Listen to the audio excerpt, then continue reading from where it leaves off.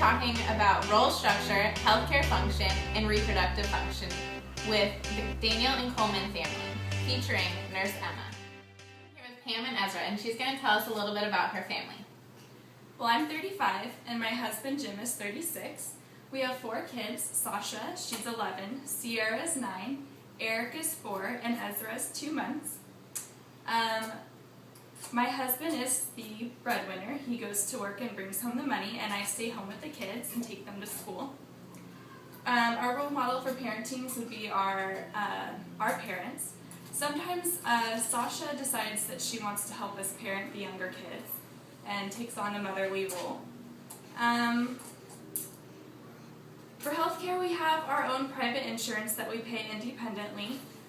We go to the doctor every year and get regular checkups and our vaccinations. We have a family health goal right now, becoming a more physically fit family. We go on walks to the park. We have recently joined the gym. We have a family history of diabetes and breast cancer. My mother passed away a few years ago from breast cancer.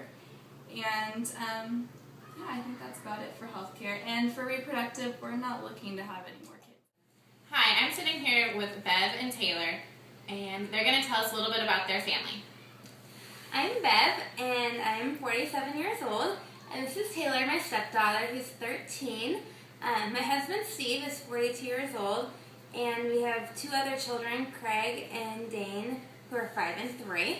I first had kids with Steve when I was 42 when I had Craig, and 44 when I had Dane, so I was a much older mom. And then Taylor is his daughter from a previous marriage. I work, and Steve stays home with the children. We have health insurance through my work, and that covers all of our medical expenses that we have. We take the kids to get dental workups and physicals every year.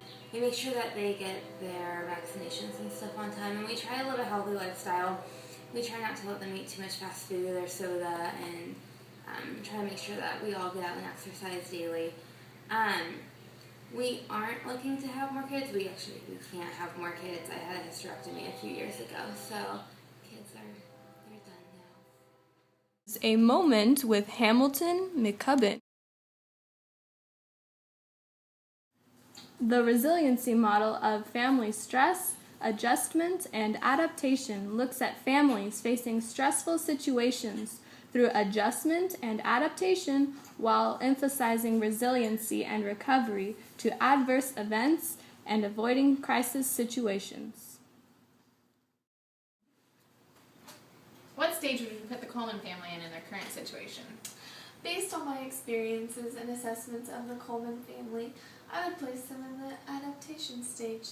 The stressors that the family is currently experiencing are beyond the adjustment phase of the McCubbin model.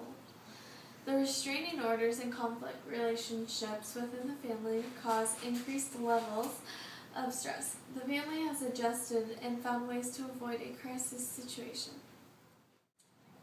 Now for the Daniels family, what stage would you put them in? I would say that the Daniels family is similar to that of the Coleman family in the sense that they are in the adaptation phase as well. This family is experiencing elevated stress from living in an apartment with such a large family. Another stressor is starting a business that causes financial hardships and stress related to the unknown. The family utilizes coping skills including physical activity together in a healthy manner to avoid a crisis situation.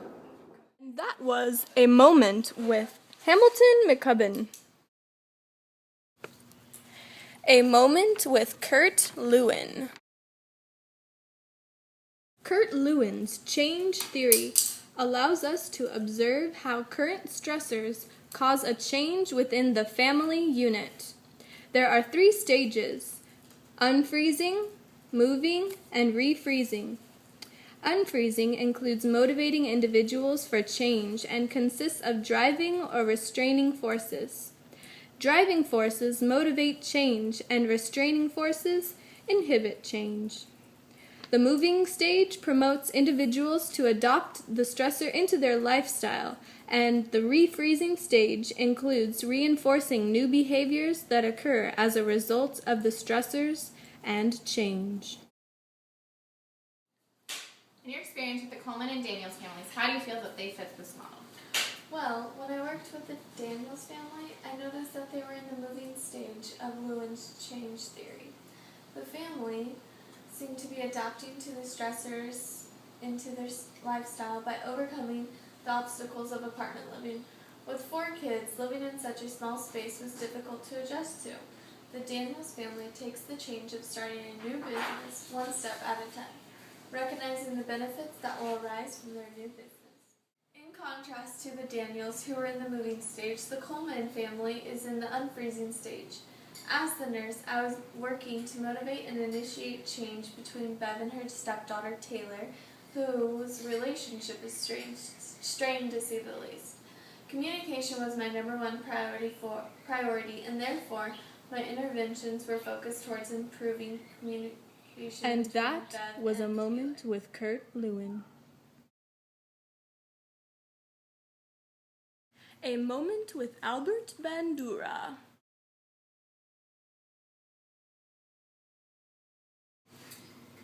Self-efficacy involves judgments of personal capability, how well that the individual thinks that they can perform a certain task or behavior within a particular situation.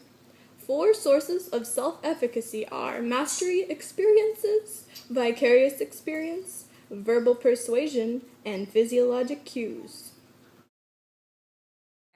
Today I have with me Pam's nurse, Emma, and we're going to look at Pam's self-efficacy on raising Ezra.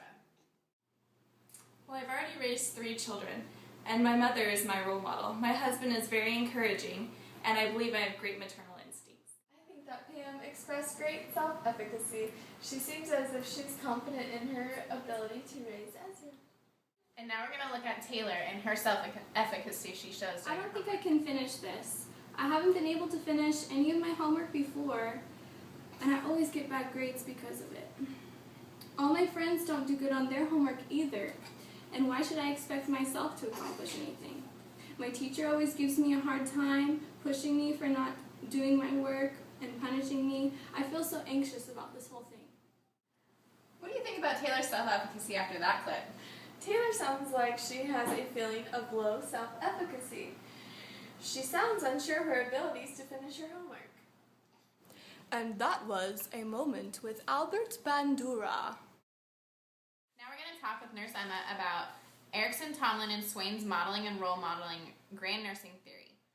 Nurse Emma, tell me about how and why you utilize Erickson, Tomlin, and Swain's modeling and role modeling grand nursing theory with the Daniels family. As the nurse, I wanted to create an interactive and interpersonal relationship with the clients in order to better understand their situation from their own perspective. My role was to build trust, promote client strengths, such as optimism in the midst of stressors, the desire to become physically fit together, and the perception of being in good health. Modeling emphasizes this attitude of acceptance and understanding well, and I think that as a family health nurse, the family should be listened to first, and should be emphasized as the head of their own healthcare team. The family perceives themselves to have great adaptive potential, reacting to stressors in ways that mobilize resources as opposed to ways that foster need deficits. As a role model, I implemented interventions that are unique to the client at their own pace and by using the client's own model. The mutual health directive goal of becoming physically fit through sports activities, joining a gym, and eating more fruits and vegetables. This family understood health to be more than just absence of a disease, a metaparadigm concept that their nursing theory supports. How about the Coleman family? How did you apply modeling and role modeling to this family? The great thing about the modeling and role modeling concept is the idea of accepting the clients for who they are, as well as understanding their world from their perspective. I needed to adapt myself into this family's morals and come to realize where they are coming from in order to successfully plan and implement interventions. I needed to be unconditionally accepting of the clients as people go at their pace. I think that this enhanced my rapport and brought them a great deal of mutual respect. A moment with Nola Pender. The health promotion model is a complementary counterpart to models of health protection. The health promotion model focuses on individual characteristics and experience, prior related behavior, and effects of the likelihood of engaging in health-promoting behaviors. After interacting with the Coleman family, how do you feel that they actively seek out health-promoting behaviors? I think that the Coleman family actively strives to be healthy. The family exercises occasionally and attempts to eat healthy. The stress the family experiences can lead to inconsistency of healthy behaviors. Now looking at the Daniels family, how do you think they actively seek out health-promoting behavior? I think the Daniels family is actively seeking health-promoting behaviors. They go to the gym, they go on walks to the park where they play sports together, and they even eat a healthy, balanced diet. The mom knows my plate and says that when she goes grocery shopping, she keeps that in mind. Now, Emma, after all your experiences with the Coleman and the Daniels family, how do you feel that they are spiritually with their spiritual practices and beliefs? Well, with the Coleman family, I feel that they do not practice any spiritual beliefs. They do not have a God to believe in, and they do not use any resources. Whereas with the Daniels family, they are Mormon and they attend church every Sunday and are very involved with the activities at their church. I'd like to say thanks to the Daniels and Coleman family for coming today and our feature nurse, Nurse Emma. And that's Talkin' Theory.